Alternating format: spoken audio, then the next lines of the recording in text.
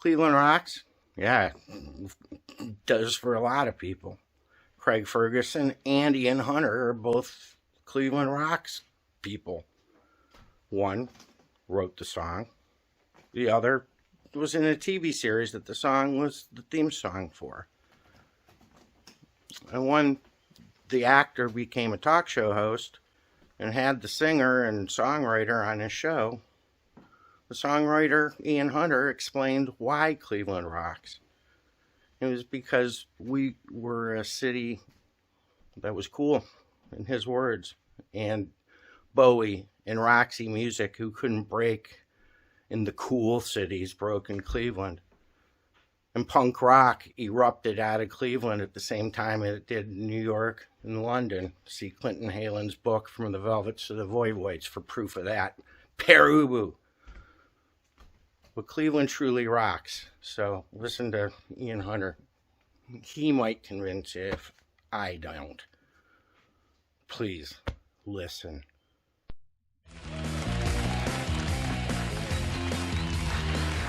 Welcome back, everybody. I'm here with Ian Hunter. I feel like I know you, Ian. I feel like I know you. I saw you play so often at the old Apollo Theatre in Glasgow. Do you remember those days? Oh, yeah.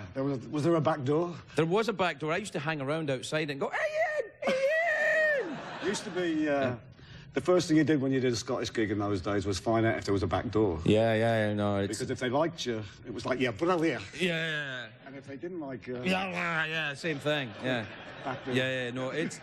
It was a great theatre to see a band in, though. The rock bands then were very raucous, very loud, very kind of... It was very rock and roll lifestyle. It doesn't seem the same now. There was a guy there that ran that place, the Apollo, and he used to give you statues. I've got one at home now. If you sold out the Apollo, you got this big, long statue of Apollo, I guess. Right. And he comes in with it, and he's got a bandage around his head. Yeah. And there's blood coming down. Apparently, they'd opened the doors a little late.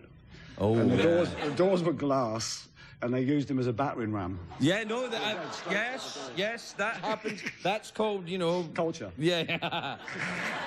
Well, necessity is the mother of invention. You know, you have to get... It's cold outside. And we invented everything. Yeah. I saw Mott The Hoople there. What would that would be? Must have been 72? 70? No, later. It was after the Second World War, I know that. Yeah. Man, and then you... Did you ever live in Cleveland? In Cleveland, Ohio? Because when you wrote Cleveland Rocks, I thought, well, you must have lived in Cleveland. No, what happened was when Bowie came over and Mott The Hoople came over and Roxy, that giant, you know... That Roxy Music, 70s, yeah, the big glam thing, yeah. They didn't really like us on the coast much. When we went to Cleveland, that was the first time we sold a club out. Right. And it was the same for David, and it was the same for Roxy.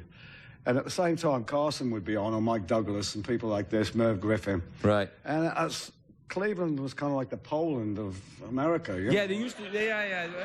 Yeah. And I didn't like that, because we thought we were cool, and we thought the coolest place was Cleveland. It is a cool place. Yeah. So I wrote the song, you know. Cleveland does rock, and there's an interesting thing that glam rock was so kind of like the big shoes and the sparkly cape and all that, and yet it was Middle America that embraced it first. It was weird. Yeah. But it worked, you know, and then the coast caught up later, you know. Yeah. Do you still sing All the Young Dudes? Do you still sing that song? Well, you know, it's a great song. I didn't get lumbered with something horrible that I've had around my neck for the last 30-odd years.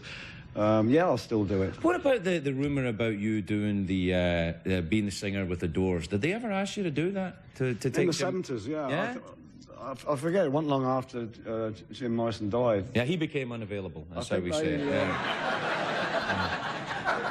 But then you look at Jim Morrison, you look at me, I think it's not going to work. Yeah, well, I don't know. I mean, it'd be all right. You put the big boots on. I wasn't bad, but I wasn't in that league. Yeah, I don't know. I think it'd be a lovely thing. Do you think rock's improved? Do you think it's better now than it was then? No, I think it's a downward slope. Really? I loved Jerry Lee Lewis and Little Richard and Yes, Chuck Berry. that was your music. They were your music. Yeah. Jerry Lee Lewis still crazy, I think, after all these years. I would imagine. I didn't want. I've been offered to meet him a couple of times. I didn't want to go in there. It's a tricky business meeting your heroes, I think. I like the message. I'm not too sure about the messenger, you know. Yeah, I know what you mean. Yeah, don't hate. Love the player, hate the game. Something like that. Yeah. Did you? Did you ever meet Barry Manilow? Manilow covered one of your songs, you know? I talked to him on the phone. Right. Yeah. He's my mortal enemy, you know. Why? Well, we were both up for an Emmy last year, and he won it. He did? Yeah. So much for the Emmys. Yeah. Well, that's what I like to think, but apparently no. Apparently their popularity and credibility has increased on giving it to Manilow. Do you think Manilow did a good version of the song? It was weird because people expected me to put it down. I didn't put it down. He modulated, you know. What does that mean? Changed key. All right, okay. Why didn't you just say change key then? You're just showing off. You appear slightly more knowledgeable than I actually am. I thought he modulated a bit at the Emmys, actually. Yeah. Why doesn't he modulate? Yeah, why doesn't he modulate off and give us youngsters a chance? That's what I thought. So he changed key a lot. Is that good or bad or? I don't know. I just listened to it and it was like it's another neck of the woods. It's pop, you know. Yeah. So I was sitting on the tour bus, you know, just like I didn't know what to make of it. I mean, it made me a lot of money, so what am I going to do? Yeah. Are you in the Rock and Roll Hall of Fame yet? No. You're joking. No. This is an outrage. Well, you ain't got it. This is an outrage. I didn't. You wrote Cleveland Rocks. The thing is in Cleveland. You're not in it. Yeah, but the thing is, it's not in Cleveland. It's in New York. Oh. Well, where did I go to then? No, you went to the right place, yeah. Yeah. But the people who run it. Are in New York? Yeah. Well, I am outraged. I think we start now. No. There are upwards of 25 people watching this show right now. This is outrageous. I did not know that. We're going to fix that with all my power. It's a delight to meet you, and thank you so much for coming on the show, and thanks for the years and years and years of fantastic music. Ian Hunter, everybody. Good night. See you tomorrow. Good night. Thank you for watching Cleveland Live Music. If you like what you see, hit the subscribe button. There's further patronage information in the video descriptions below. Thanks for all the support and making the channel grow.